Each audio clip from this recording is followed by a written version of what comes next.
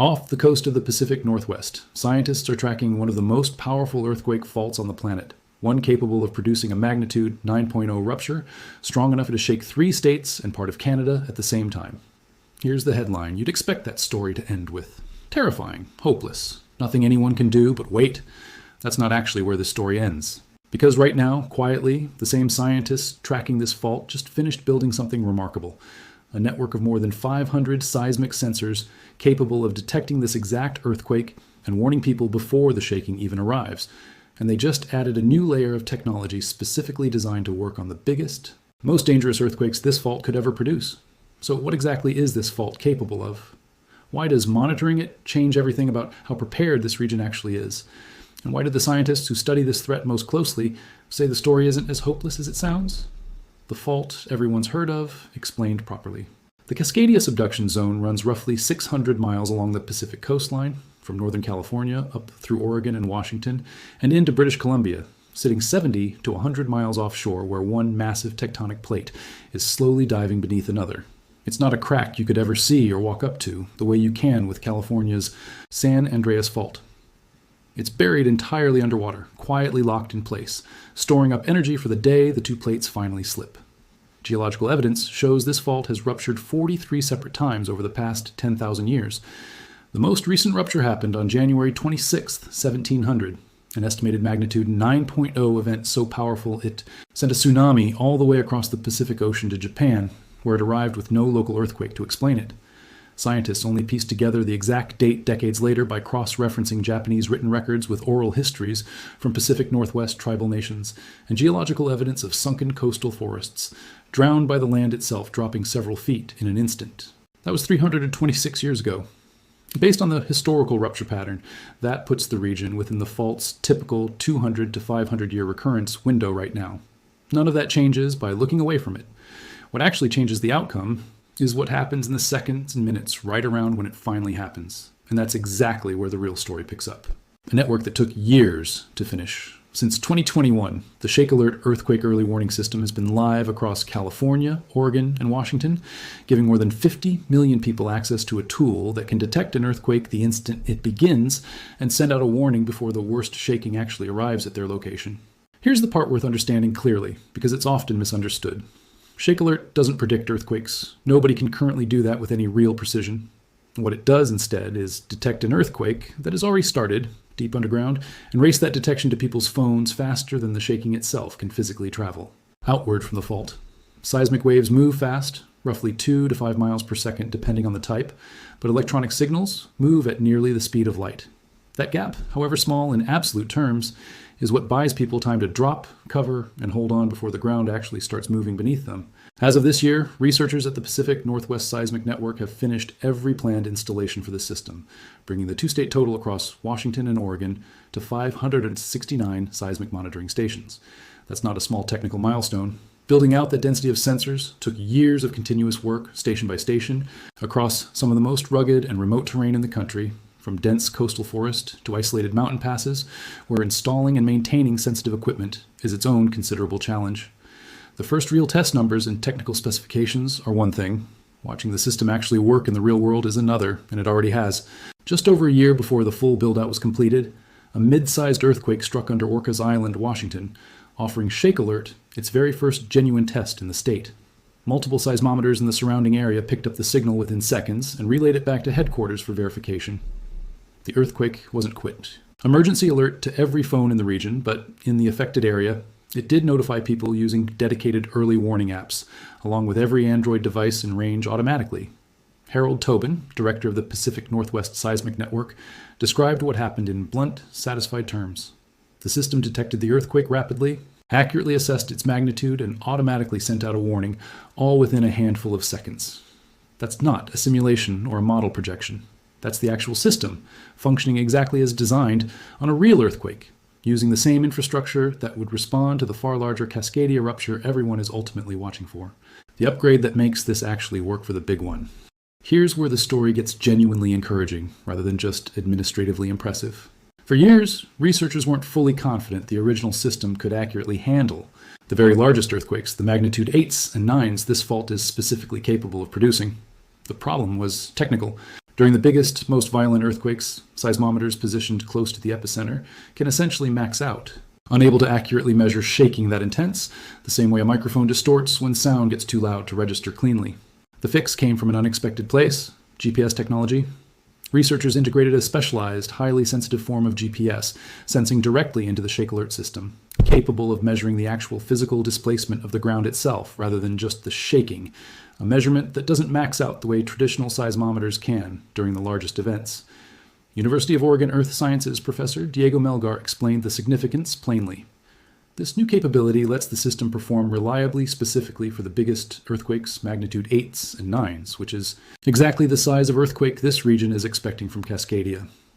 That upgrade matters enormously because it directly targets the exact scenario that used to be the system's weakest point. It's the difference between a warning system that works well for moderate earthquakes but might stumble on the one that matters most, and a system specifically engineered to handle exactly the worst-case event. What the science actually shows about how well this works. It's worth being honest here, because a responsible breakdown of this story doesn't oversell the technology either, and pretending a warning system is a perfect shield would be its own kind of disservice. A detailed 2023 performance study modeled how Shake Alert would actually perform across 30 different simulated magnitude 9 earthquake scenarios along the Cascadia Fault. The results were genuinely encouraging, though not perfect.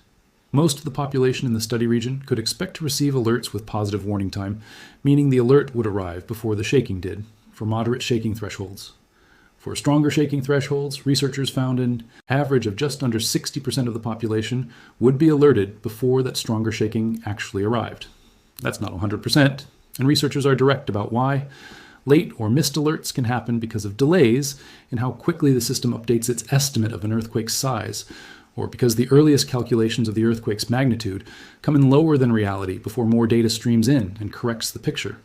It's also physically impossible to warn people sitting directly above or extremely close to the rupture itself, since the shaking there arrives essentially instantly, before any detection and alert process could ever outrace it, a limitation no amount of engineering can fully solve given the basic physics involved. But here's the context that matters. A system reaching roughly 60% of the population with meaningful warning time before a magnitude 9 earthquake, a scenario that used to mean zero warning for effectively everyone, represents an enormous, measurable improvement over having nothing at all. And that 2023 study was conducted before this year's full 569 station build-out, and GPS integration were complete, meaning current performance is very likely better than what that research captured. Seconds that actually matter. It's worth being concrete about what a warning window this short actually accomplishes, because a few seconds sounds almost too brief to matter until you understand what happens with it. Shake Alert doesn't just reach personal cell phones. It's built to trigger automated protective actions across critical infrastructure. The instant an earthquake is detected, trains can automatically slow down to avoid derailing. Fire station doors can pop open automatically, preventing them from jamming shut under structural stress and trapping emergency vehicles inside exactly when they're needed most. Water and natural gas utility valves can shut automatically, reducing the risk of fires and flooding that so often follow major earthquakes as a secondary disaster. Surgeons mid-procedure can get a heads up to pause. Hospitals can trigger backup generators before power ever actually cuts out. School children can hear an automated announcement over the PA system telling them to drop, cover, and hold on seconds before their classroom starts shaking. None of that requires a human being to react in time. It happens automatically, engineered directly into the seconds the system buys, faster than any person could realistically process a phone notification and respond. The part scientists are working on. Next. Even with the full build-out complete, researchers aren't treating this as a finished project, and that ongoing effort is itself part of why this story lands as reassuring rather than resigned. Right now, the entire Shake Alert sensor network sits on land, which creates an inherent limitation for a fault that runs almost entirely offshore. The Cascadia Subduction Zone itself sits 70 to 100 miles out in the Pacific Ocean, meaning every sensor currently detecting an earthquake there is doing so secondhand, waiting for the seismic waves to reach shore before land-based instruments can register them. Harold Tobin has been direct about the next phase of work. Now that the planned build-out is complete, researchers are actively exploring expanding the network with ocean-bottom seismometers, sensors placed directly on the seafloor near the fault itself. That expansion could meaningfully improve both detection speed and warning time, specifically for the offshore megathrust earthquake. This entire system was ultimately built to catch, potentially shaving precious additional seconds onto the warning window for exactly the scenario that matters most. That's the kind of update that doesn't often make headlines. Quiet, technical, unglamorous work happening, specifically because the scientists building the system understand exactly where its current limitations sit, and are actively working to close them rather than declaring the job finished. Why monitoring the risk isn't the scary part. Here's the actual reframe worth sitting with by the end of this story. The existence of a dangerous fault isn't news. Geologists have understood Cascadia's rupture history for decades. What's genuinely different now is the sheer amount of active, continuous attention being paid to it. Hundreds of scientists, hundreds of millions of dollars in sensor infrastructure, specialized GPS technology purpose-built for the worst-case scenario, and an ongoing research effort already looking past the current system toward the next meaningful improvement. That's not a sign of a hopeless situation. It's the opposite. A region that had simply accepted this risk as unmanageable wouldn't have built 569 seismic stations, wouldn't have spent years integrating GPS technology specifically to handle magnitude 9 events, and wouldn't already be planning the next phase of ocean floor sensors before the current build-out has even had time to prove itself in a real Cascadia rupture. Where this actually leaves us. Nobody can tell you when this earthquake happens. Not next year, not next decade, not with any real precision at all. That uncertainty is real, and no amount of monitoring. Technology changes it. It's genuinely important not to overstate what any of this accomplishes. Shake Alert can't stop the earthquake, can't prevent buildings from collapsing, it can't turn a magnitude 9 event into a minor inconvenience. Seconds of warning are seconds, not minutes, and for communities sitting directly above the fault, there may be no meaningful warning at all. What has changed measurably is what happens in the window immediately before and after it finally does, for the millions of people not sitting directly on top of the rupture. A completed sensor network spanning 2 states, tested successfully on a real earthquake already. GPS technology specifically engineered for the largest earthquakes this fault can produce. Automated systems already wired to slow trains open firehouse doors and shut off gas lines the instant shaking is detected. And a research community already looking past today's system towards sensors on the ocean floor itself, working to close the exact gap that remains. Monitoring a genuine risk this closely isn't the terrifying part of this story. It's the reason this region has a fighting chance to turn a small handful of seconds into fewer injuries, fewer fires, and more people who made it to safety before the ground ever started moving beneath them.